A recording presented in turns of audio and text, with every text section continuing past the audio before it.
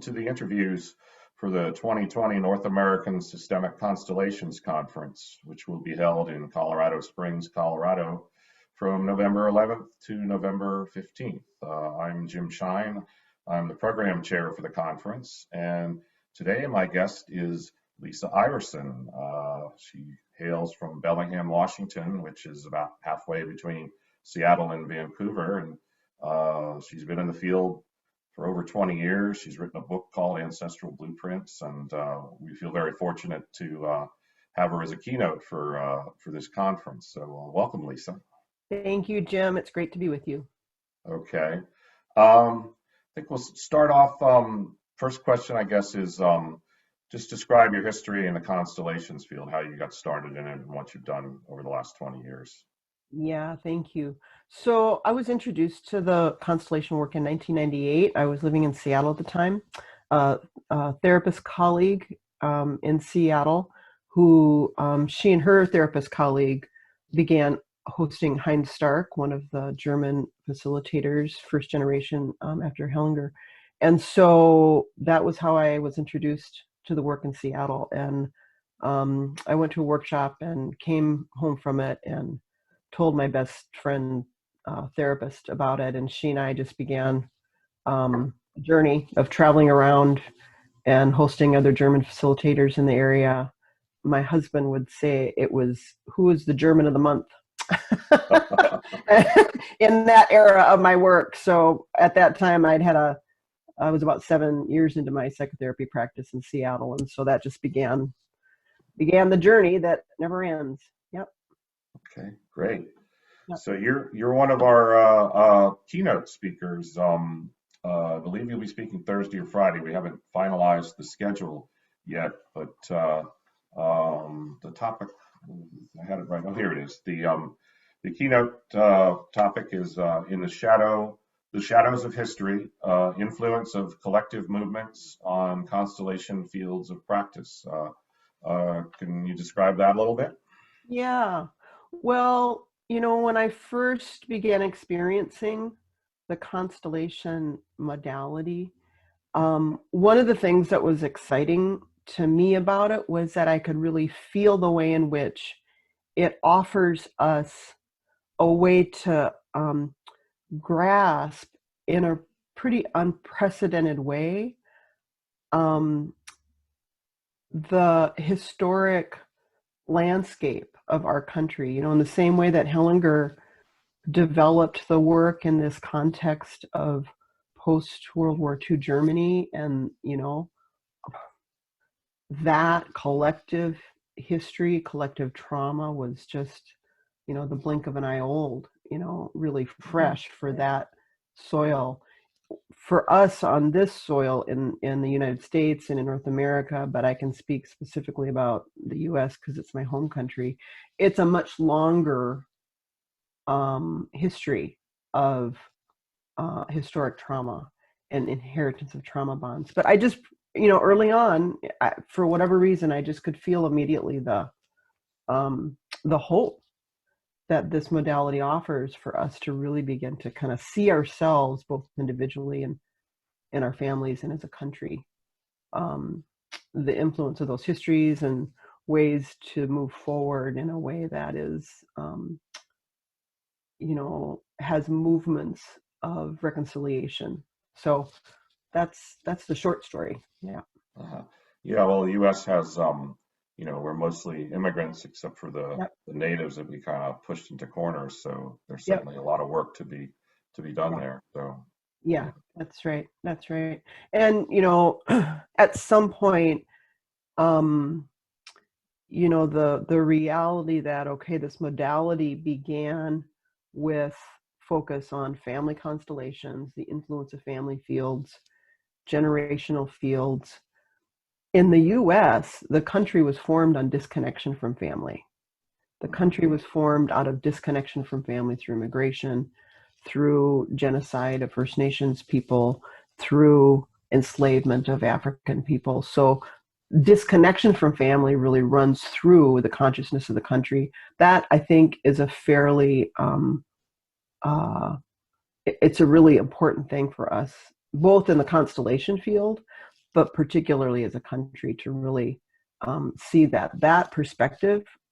When I talk about that and work with that in the groups that I lead, it really is a breath of fresh air for everybody, because it has a humanizing effect. You know, we're all in the same boat in terms of that influence, and it really supports us being able to kind of settle into taking a deeper look at then those histories that are really difficult for good reason to look at.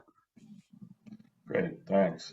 And you're also doing a 2-hour workshop in addition to your keynote, and the title of that one is "Whiteness is Not an Ancestor." That's an interesting title. You want to tell us a little bit about that? Yeah, thank you. That phrase, I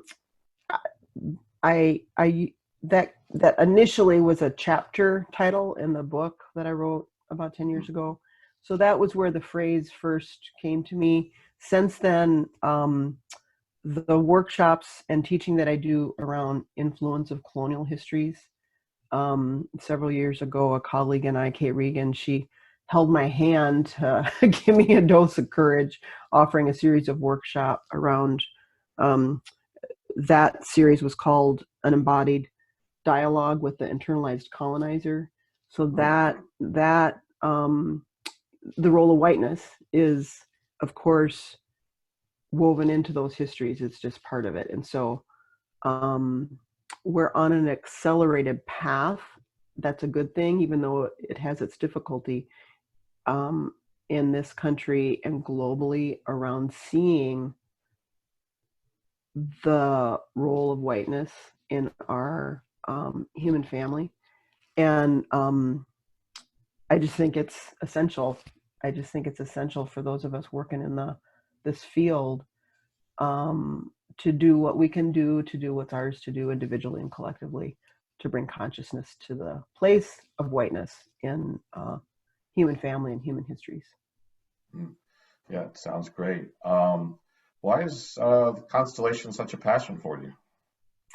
Oh, I'm just in the choir, you know.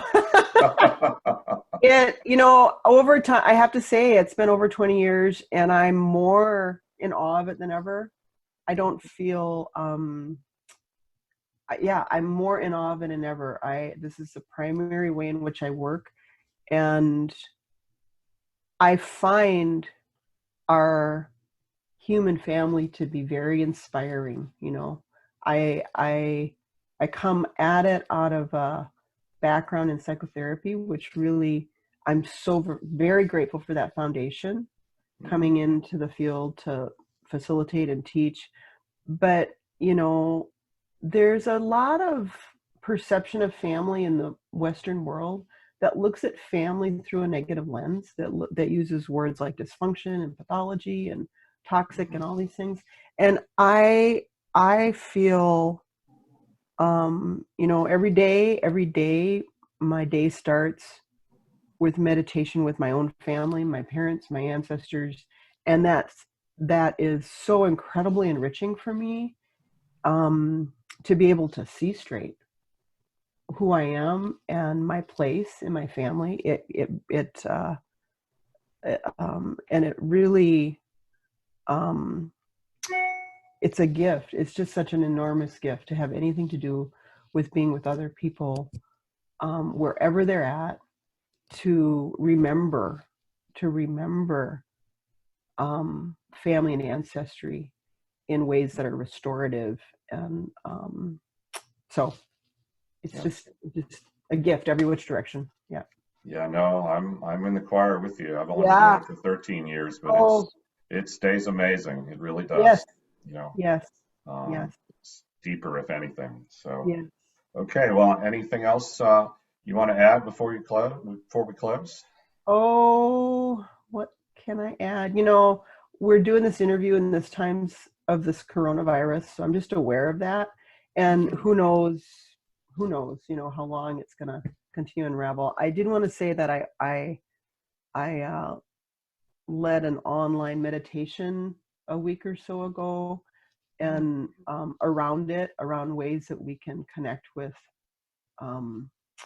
ourselves and our lineages as a source of resource. for this time. And the audio of that meditation is on my website. And so I just say that in case that is something that anybody wants to check out as an additional resource. It's free to download. It's pretty straightforward. It's on the blog roll.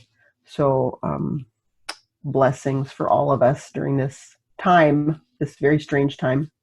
Yep. I agree with you on that. Well, thank you so much for spending the time to do this, and very much look forward to seeing your work in November. Thanks very much. Thanks so much, Jim. We'll see you in November. Bye-bye. Bye-bye.